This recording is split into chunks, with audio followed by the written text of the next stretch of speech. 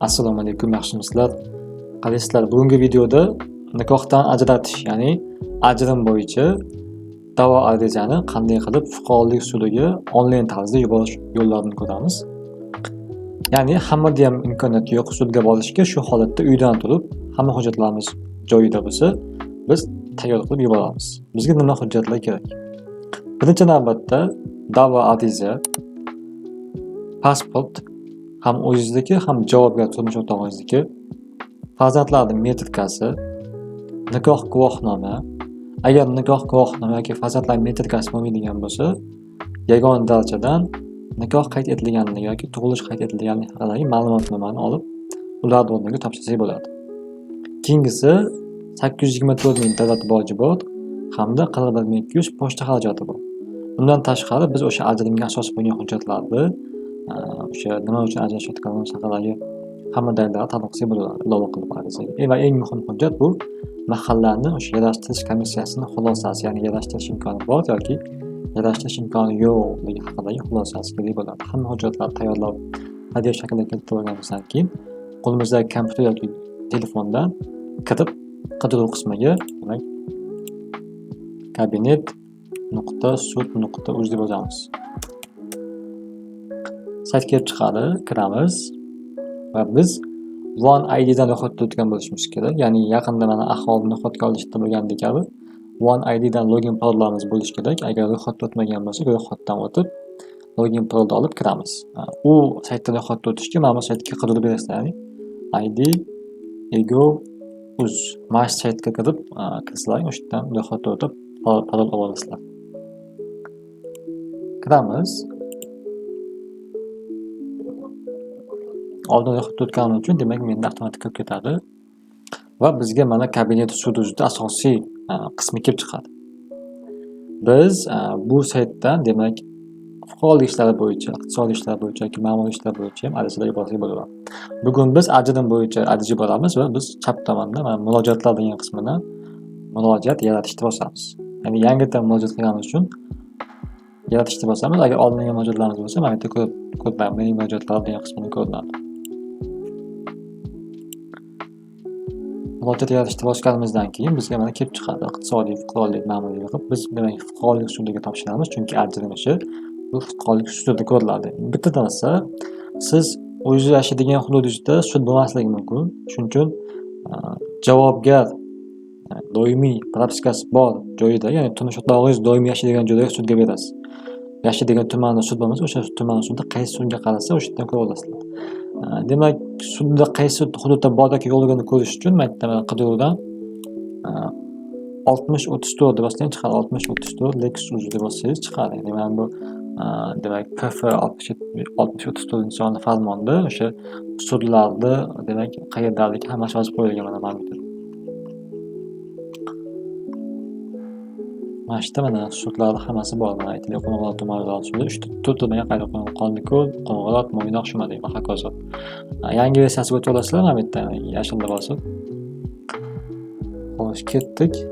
Demak, fuqarolik sudini tanlaymiz. Birinchi navbatda ariza berayotganim uchun birinchi instansiya tumanlararo sud hisoblanadi va da'vo arizasi degan qismni da'vo tartibi deb tanlaymiz. Chunki bu da'vo tartibida ko'riladigan ish ajrimish. Oldinga bosamiz. Endi o'sha yuborayotgan sudimizning ma'lumotlarini kiritamiz. Misol uchun, Farg'ona viloyati sudga Qo'qon solcha tumanlararo sudini tanlaymiz. Da'vogar o'zimiz chiqamiz avtomatikman. Agar da'vogar demak qo'shimcha da'vogarlar bo'layotgan bo'lsa, faqat qo'shish bo'ladi, lekin ajrimda qo'shimcha da'vogar bo'lmaydi. Xo'sh, ketdi, keyingisiga o'tamiz. Agar masalan onlayn qatnashishimiz kerak bo'lsa, mana bu yerda bitishgan bosib ketamiz. Chunki Rossiyada bo'lishimiz mumkin, Turkiyada bo'lishimiz mumkin yoki Koreyada bo'lishimiz mumkin, boshqa davlatda bo'lishimiz mumkin yoki uydan sudga bora olmasligimiz mumkin, kasallik boshqa. O'shanda mana bu video konferensiya tizimi orqali qatnashsak bo'ladi. Ya'ni mana sayt bor, mana VK Sud.uz. Mana shu saytdan qatnashsak bo'ladi. Xo'sh, ketdik. Buni o'chirib qo'yamiz. Demak, da'vochi raqami shart emas. Misol uchun bildirib yozib qo'yamiz. Sanosi bugun 18-fevral nizo turiga ajrim bu oilaviy huquqiy munosabatlar kiradi. Ariza turiga misol umumiy tartibda yozamiz. Ish turkumiga nikohdan ajratish. Qo'shimcha ish turkumi yo'q. Agar masalan bir narsa bor, oilaviy zo'ravonlik degan narsa bo'yicha biz jabrlangan bo'lsak, ya'ni o'sha sizni turmush o'rtog'ingiz urganmi, qo'rqitganmi, qanaqadir do'pposlash, kuch ishlatgan bo'lsa, sud yarasha muddat bermasdan ajrashtiradi. Buning uchun o'sha jinoyat sudining qarori yoki hukmi kerak. Shularni e'lon qilsa bo'ladi. Lekin unaqa hod yo'q, bu shartnoma yozish. Va demak summa ham yo'q bu yerda va keyingi qismga o'tamiz. Va biz bu yerda o'sha shaxsning ma'lumotlarini kiritamiz. Ya'ni kim bilan ajrashayotgan bo'lsak, o'sha shaxsni demak asl familiyasini kiritamiz. Bu yerdan o'sha 14 talik pinfel ya'ni dish yeri bo'lsa yozamiz. Yozganimizdan keyin avtomatik shakllanadi o'sha to'liq ma'lumotlar. Agar bizda u inson bo'lmaydigan bo'lsa, demak menga dish yeri bo'lmayotgan bo'lsa, mana bu yerga demak ma'lumotlarni yozamiz. Ya'ni dish yerni bilmayman degan mazmun tanlab. Misol uchun yozamiz aytaylik mana. Axror va Zarnigor Sheraliyev misol uchun yozdik. Bu endi bir misol o'laroq beryapti. Bu hech kimga tegishli emas. Pasport sherasi bo'lsa yozamiz. Mana masalan aytaylik ADmi, AFmi farqi yo'q. Mana bergan raqami masalan 164 75 84 yoki 45 va hokazo qilib. Telefon raqami bo'lsa yozib qo'yamiz, shart emas. Mana ayol. Xo'p, tug'ilgan sanasi misol uchun yozaylik. Xo'sh, 1999-yil 8-iyun yozaylik misol uchun. Fuqaroligi misol o'zbek, tug'ilgan joyi misol uchun Farg'ona viloyati, tumani misol uchun Beshariq yozib qo'ysak, endi Beshariq bo'lmaydi, Qo'qon bo'ladi, chunki Qo'qon sudiga beryapmiz. O'sha Beshariq propiskasi qayerda bo'lsa o'sha yoziladi. Qo'shib bosamiz, qo'shildi mana va keyingisiga o'tamiz. Davlat boji to'lanish kerak, ya'ni 820 so'm davlat boji bor, o'sha aytganimdek 4200 pochta xarajati bor, shularni to'laymiz. Bular to'lanmasa ariza qaytaradi, shuning uchun oldin kvitansiyani olib, keyin to'laysizlar. Kvitansiyani mana shu yerdan olasizlar. Billing sud.uz.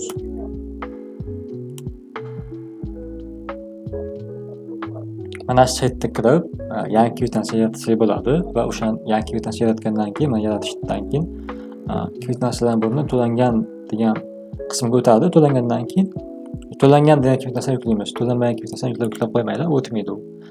Xo'sh, keyingisiga o'tamiz. Mana bu yerda chunki agar oldin olib qo'ygan bo'lsak, mana bu yerda qo'shish qilib raqamni kiritsak, avtomatik shakllanadi. Va endi bu yerga asosiy masalaga keldik. Mana bu yerdan demak yuklash qismini bosamiz. Misol uchun yuklaymiz. Mana fayl. Mana bironta fayl yuklaydik, misol uchun.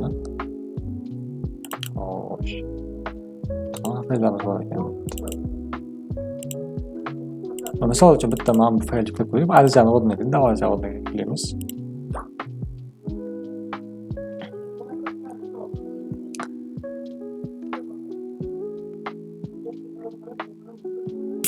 Arizani yuklaganimizdan keyin do'stlar bu yerda ilova hujjatlar ko'rinadi. Misol uchun davlat boji kvitansiyani yuklash kerak, pochta xarajati kvitansiyani yuklash kerak. Va keyin nikoh guvohnomasi, metrga, keyin pasportlar va boshqa mahallaning aholisi boshqa hujjatlar tanlab deb yuklaymiz. Misol uchun yana o'sha faylni yuklab qo'yamiz. Endi bu misol uchun misol sifatida ketyapti. Qolgan hamma hujjatlarni tayyorlab bo'lganimizdan keyin shu yerdan belgilov arizasi, bu yerga ilova hujjatlarni yuborsak bo'ladi.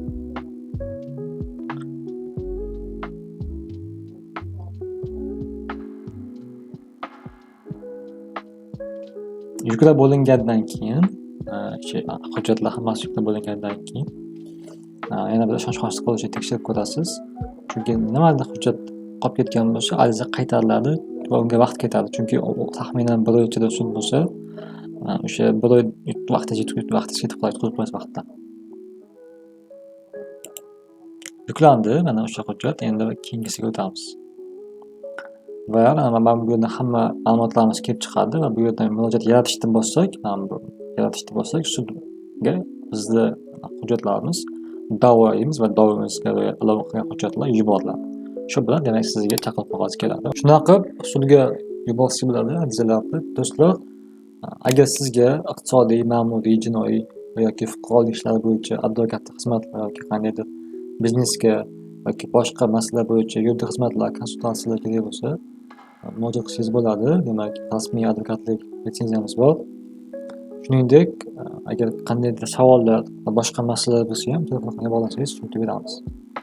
Ajrim bo'yicha qandaydir ariza yuborishda muammo bo'lsa ham telefon qilib maslahat olishlaringiz mumkin yoki biz ham sizlar nomlaringdan arizani yuborib berishingiz mumkin yoki sudgacha ham himoya xizmatlari bor. E'tiboringiz uchun rahmat, salomat bo'linglar, hammaga omad.